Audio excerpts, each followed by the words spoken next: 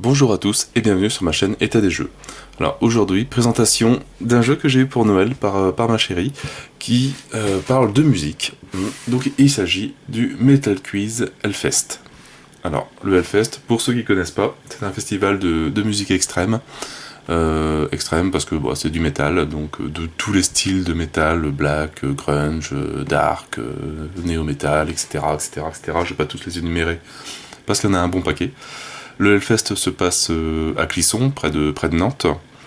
Moi, je n'ai pas encore eu l'occasion d'y aller, j'espère un jour. Là, pour le moment, je vais plus au Graspop, qui se passe en Belgique.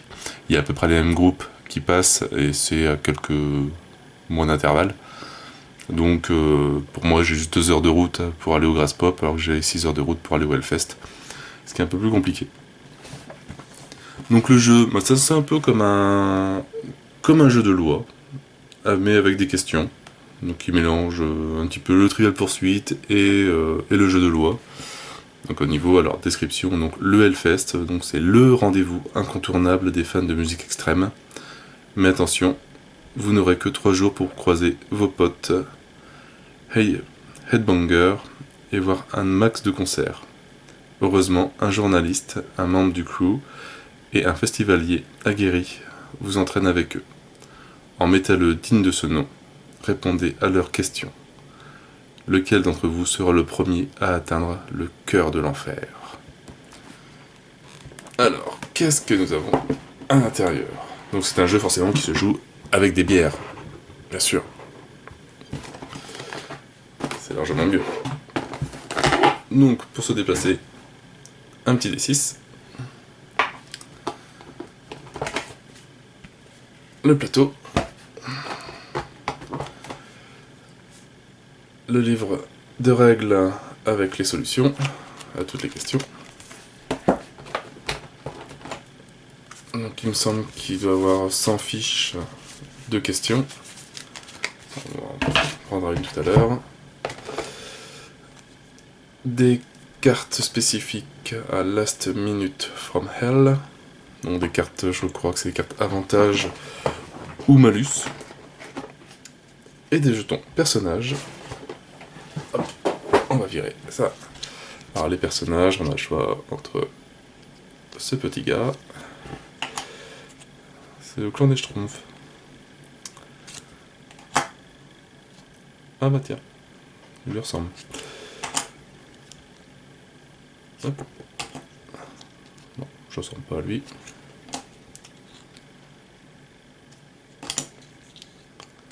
Donc c'est un jeu qui se joue entre 2 et 8 joueurs, je crois. Si on joue en mode solo, après on peut jouer en mode équipe.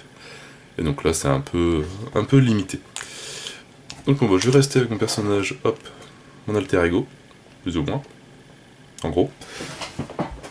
On va prendre un petit pion. Voilà. Le plateau, donc vraiment, il prend pas beaucoup de place par rapport à du talisman. Ça tient sur une table facile. Et on commence. Et on commence où? Le départ. Voilà, le départ du Hellfest. Et on a tout un parcours à faire. Hop, hop. On remonte. On descend jusque là. Et avec ici une arrivée. Donc on voit qu'on a plein de symboles différents au niveau du plateau. Donc là je vais prendre mon bouquin de règles. Donc le jeu ça se déroule en gros, on lance un D6. Hop. Voilà, je fais 4. 1, 2, 3, 4, j'arrive ici. Et je lis la question qui est sur la fiche, que je tire au hasard. Donc en fait, voilà les symboles. Donc le symbole tête de mort avec les lunettes, c'est le Blind Death. Donc ça concerne les chansons, les albums, les groupes et les artistes. Le symbole double croix, c'est le Hellfest Story. Donc là ça concerne plus le festival, son histoire et ses anecdotes. Le signe métalleux, donc le Metalhead, donc là c'est vraiment pour les experts. Ça, l'œil, c'est le rock culture musicale rock extrême. Et le cœur, avec les os. C'est Sex, Drug and Rock'n'Roll. Donc c'est les scandales, rumeurs et infos croustillantes. Donc là il y a 2-3 pages de règles. Voilà, donc les cases... comment il s'appelle? Last minute. On a des cases passer votre tour, donc là forcément on passe son tour. Et les cases last minute from hell, qui sont donc les bonus ou les malus. On verra ça tout à l'heure. J'ai déjà perdu les cartes. Hop, elles sont là. Toi tu restes là. Donc par exemple, donc là j'avais fait 4, je tombe sur... On prend la première fiche. Et voilà, donc la question. Quelle ballade culte du groupe Scorpion sort en 1984? Moi, comme je suis vachement doué en date, en groupe et en musique, ça va être coton pour moi, donc limite, je vais dire Sting Loving You. Hein. Donc fiche 65, hop, on regarde dans le livre. Fiche 65. Et ben, j'ai un coup de bol. Sting Loving You, le morceau figure sur l'album Love at First Sting. Et donc là, je peux rejouer. 6, 1, 2, 3, 4, 5, 6. Je retombe encore sur une tête de mort. Je prends la deuxième. Avant de rejoindre Metallica, le bassiste Robert Trujillo a joué, entre autres, pour Ozzy Osbourne, vrai ou faux? Bon, là c'est bien, c'est qu'on a qu'une chance sur deux, hein, en vrai, un vrai ou faux.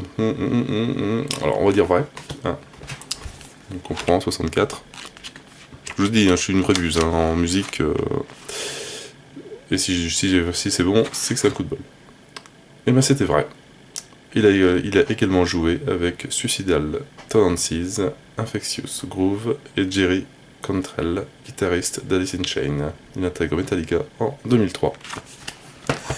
Et ainsi de suite, et on fait le tour du plateau, donc si on loupe, si on répond mal à la question, c'est au joueur d'après de jouer.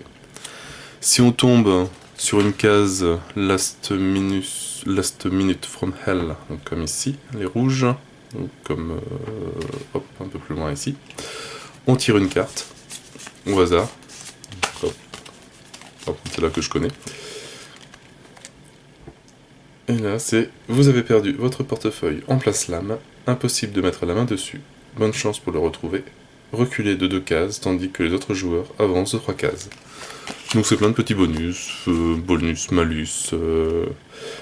Il vous reste une bonne demi-heure à patienter avant le concert de Mastodonte sur la vallée. Pour tuer le temps, reculez jusqu'à la dernière case Metalhead et répondez à une question de cette catégorie. Etc, etc, etc. Donc il y en a un bon paquet. Il y en a des blanches. Vous venez d'être identifié sur l'Instagram d'Hellfest Open Air et votre photo atteint un score record. Avancez d'autant de cases qu'il y a de joueurs. Donc voilà. Donc des cartes bonus. Donc voilà, je pense que les bonus c'est en blanc, les malus c'est en noir. Hop. Et il faut savoir, pour ceux qui ne connaissent pas, ou ceux vraiment qui s'intéressent, c'est que le terrain, ça reprend, je pense, les différentes vraies scènes qu'on trouve là-bas. Donc l'altar, le temple, la vallée, le main stage, avec les 2 scènes, la warzone. Alors ça je sais pas forcément ce que c'est, le Hell City Square. Bon voilà pour cette petite présentation rapide du jeu. Bah, ça change un petit peu des gros jeux de figurines qu'on a partout, etc. Hein, un petit jeu musical, ça fait toujours du bien. Et au moins je vais pouvoir y connaître un peu plus sur les différentes musiques que j'écoute. C'est vrai que j'écoute les musiques, mais je ne sais pas forcément... hop, une autre, allez. Quel plat asiatique est aussi un titre de System of a Down? Sushi, yakitori ou Shue Shop? Shop Shue. Bon, c'est Shop Shue, ça je connais. Et après, si on prend une autre, dans un concert métal, qu'est-ce qu'un Wall of Death? Un mur d'ampli érigé par le groupe sur scène, un rituel au cours duquel le public dans la fosse se divise en deux et se rentre dedans, au signal donné par le groupe. un mur d'agents de sécurité posté devant la scène. Ouais.